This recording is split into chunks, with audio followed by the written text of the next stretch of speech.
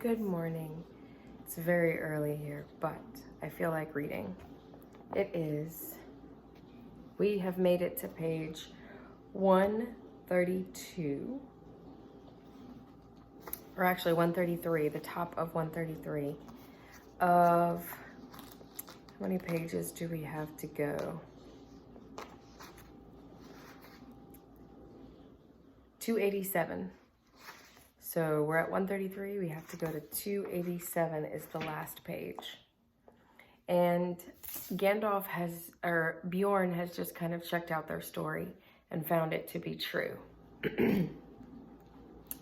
So it says, this is what he promised to do for them.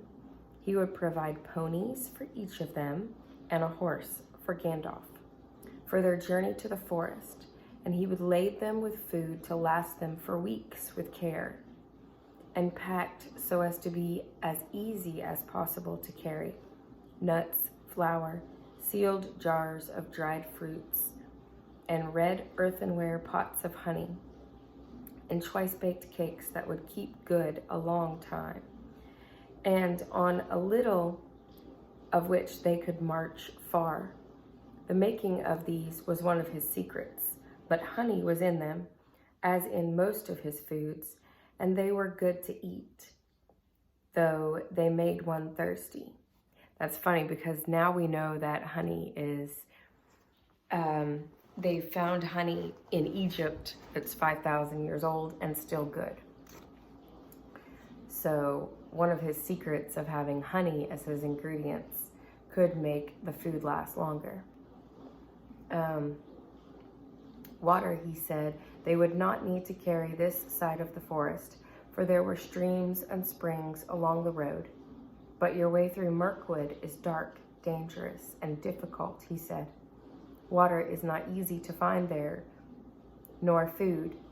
The time is not yet come for nuts, though it may be past and gone, indeed, before you get to the other side. And nuts are about all that grows there fit for food. In there the wild things are dark, queer, and savage. I will provide you with skins for carrying water, and I will give you some bows and arrows, but I doubt very much whether anything you find in Mirkwood will be wholesome to eat or to drink. There is one stream there, I know, black and strong, which crosses the path. That you should neither drink of nor bathe in, for I have heard that it carries enchantment and a great drowsiness and forgetfulness. And in the dim shadows of that place, I don't think you will shoot anything, wholesome or unwholesome, without straying from the path. That you must not do, and must not is all in caps, for any reason. That is all the advice I can give you. Beyond the edge of the forest, I cannot help you much. You must depend on your luck and your courage and the food I send with you.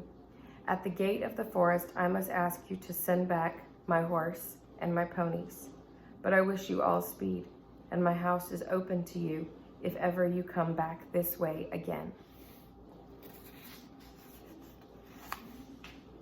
They thanked him, of course, with many bows and sweepings of their hoods, and with many an "at your service, O master of the wide wooden halls." But their spirits sank at his grave words, and they all felt that the adventure was far more dangerous than they had thought, while all the time, even if they passed all the perils of the road, the dragon was waiting at the end. All that morning, they were busy with preparations. Soon after midday, they ate with Bjorn for the last time, and after the meal, they mounted the steeds he was lending them, and bidding them many farewells, they rode off through his gate at a good pace. As soon as they left his high hedges at the east of his fenced lands, they turned north, and then bore to the northwest. By his advice, they were no longer making for the main forest road to the south of his land. Had they followed the pass, their path would have led them down the stream from the mountains that joined the great river miles south of the Kirok. At that point, There was a deep ford, which they might have passed if they had still had their ponies. And beyond that, a track led to the skirts of the wood and to the entrance of the old forest road. But Bjorn had warned them that that way was now often used by the goblins, while the forest road itself, he had heard, was overgrown and disused at the eastern end and led to impassable marshes, where the paths had long been lost. Its eastern opening had also always been far to the south of the lonely mountain, and would have left them with still a long and difficult northward march when they got to the other side. North of the Carrock, the edge of Mirkwood drew closer to the borders of the great river, and though here the mountains too drew down nearer, Bjorn advised them to take this way, for at a place a few days' ride due north of the Carrock was the gate of a little-known pathway through Mirkwood that led almost straight towards the lonely mountain. There's a lot of world building through maps. This pathway has been lost. This pathway leads to a more difficult road. So there's a lot of choosing. It's almost like when you get, when you ask for a destination and Google Maps sends you 3 different locations, and you kind of get to decide based on traffic and distance and all that path goes too far north that way. The goblins, Bjorn had said, will not dare to cross the great river for 100 miles north of the Carrock, nor to come near my house. It is well protected at night. But I should ride fast, for if they make their raid soon, they will cross the river to the south and scour all the edge of the forest so as to cut you off, and wargs run swifter than ponies. Still, you are safer going north, even though you seem to be going back nearer to their strongholds, for that is what they will least expect, and they will have the longer ride to catch you. Be off now as quick as you may. That is why they were now riding in silence, galloping wherever the ground was grassy and smooth, with the mountains dark on their left, and in the distance the line of the river with its trees drawing ever closer. The sun had only just turned west when they started, and till evening it lay golden on the land about them. It was difficult to think of pursuing goblins behind, and when they had put many miles between them and Bjorn's house, they began to talk and to sing again and to forget the dark forest path that lay in front. But in the evening, when the dusk came on and the peaks of the mountains glowered against the sunset, they made a camp and set a guard, and most of them slept uneasily, with dreams in which there came the howl of hunting wolves and the cries of goblins. Still the next morning dawned bright and fair again. There was an autumn-like mist, white upon the ground, and the air was chill, but soon the sun rose red in the east, and the mists vanished. And while the shadows were still long, they were off again. So they rode now for 2 more days. All the while they saw nothing save grass and flowers and birds and scattered trees, and occasionally small herds of red deer, browsing or sitting at noon in the shade. Sometimes Bilbo saw the horns of the harts, H-A-R-T-S, I'm not sure what that is, sticking up out of the long grass. And at first he thought they were the dead branches of trees. That third evening they were so eager to press on, for Bjorn had said that they should reach the forest gate early on the 4th day, that they rode still forward after dusk and into the night beneath the moon. As the light faded, Bilbo thought he saw away to the right or to the left the shadowy form of a great bear prowling along in the same direction. But if he dared to mention it to Gandalf, the wizard only said, "Hush, take no notice." Next day they started before dawn, though their night had been short. As soon as it was light, they could see the forest coming, as it were, to meet them. or waiting for them in a black and frowning wall before them. The land began to slope up, and it seemed to the hobbit that a silence began to draw in upon them. Birds began to sing less. There were no more deer. Not even rabbits were to be seen. By the afternoon, they had reached the eaves of Mirkwood and were resting almost beneath the great overhanging boughs of its outer trees. Their trunks were huge and gnarled, their branches twisted, their leaves were dark and long. Ivy grew on them and trailed along the ground. "Well, here is Mirkwood," said Gandalf, "the greatest of the forests in the northern world. I hope you like the look of it. Now you must send back these excellent ponies you have borrowed." The dwarves were inclined to grumble at this, but the wizard told them they were fools. "Bjorn is not as far off as you seem to think, and you had better keep your promises anyway, for he is a bad enemy. Mr. Baggins's eyes are sharper than yours.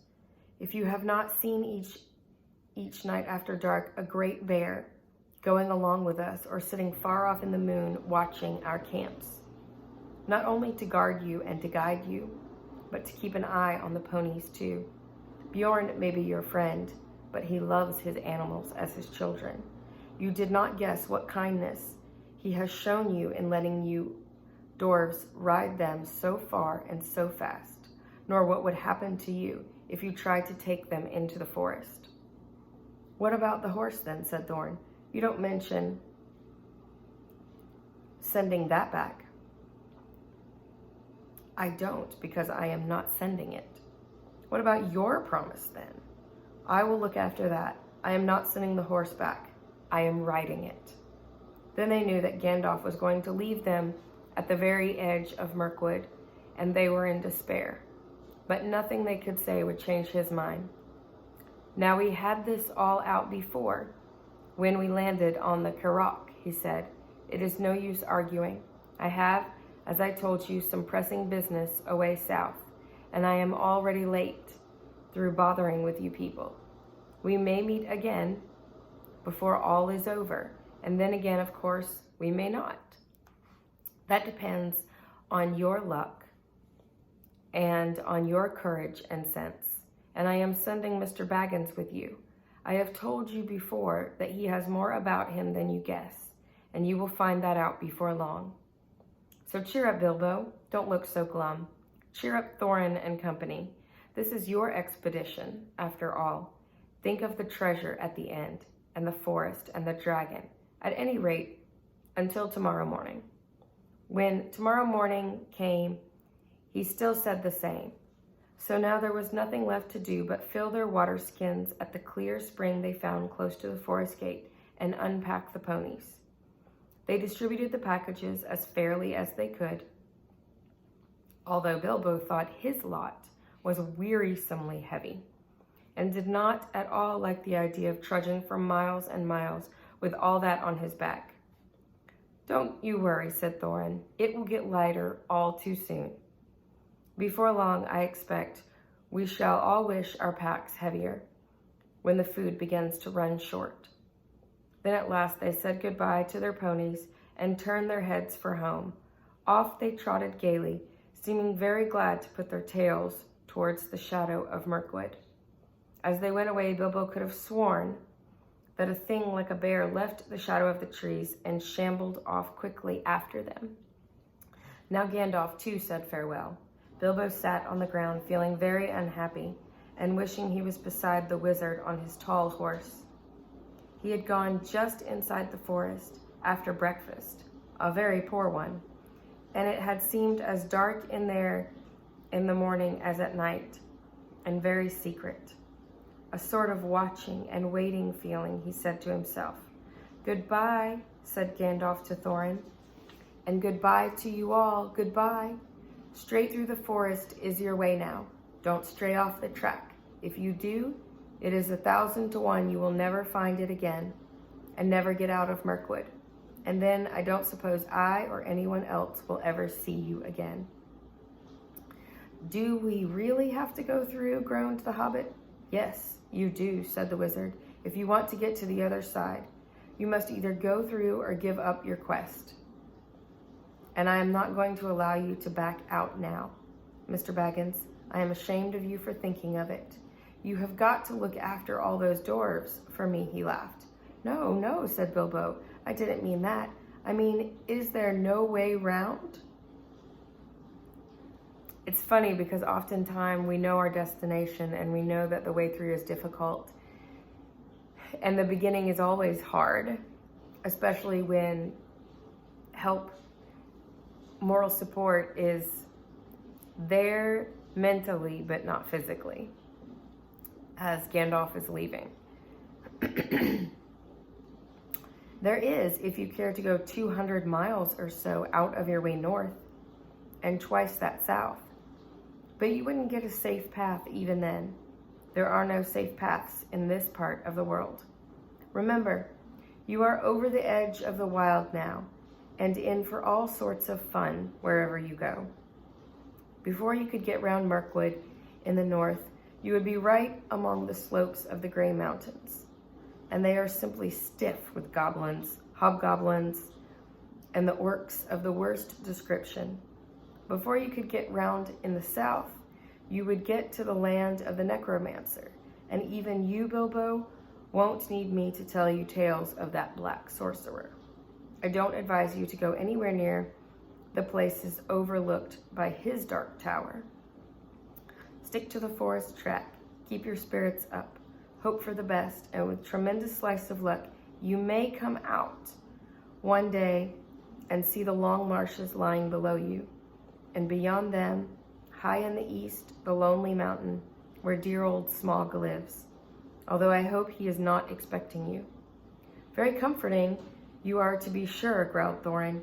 Goodbye. If you won't come with us, you had better get off without any more talk. Goodbye then, and really goodbye. That's funny. We say goodbye often, a lot of times, but we're reluctant to leave. And really goodbye, said Gandalf, and he turned his horse and rode down into the west. But he could not resist the temptation to have the last word. Before he had passed quite out of hearing, he turned and put his hands to his mouth and called to them. They heard his voice come faintly. Goodbye, be good, take care of yourselves, and don't leave the path. All in caps. Then he galloped away and was soon lost to sight. Oh, goodbye and go away, grunted the dwarves, all the more angry because they were really filled with dismay at losing him. Now began the most dangerous part of all the journey. They each shouldered the heavy pack and the water skin which was their share, and turned from the light that lay on the lands outside and plunged into the forest. So this is page 139 and page 140 starts chapter 8, Flies and Spiders. I just wanted to take a moment to say that sometimes the map building, world building of Tolkien gets very long, and it's not quite as exciting as meeting certain characters. But sometimes the way is long and tedious to get to a place and a little bit less exciting, but a necessary part of the journey.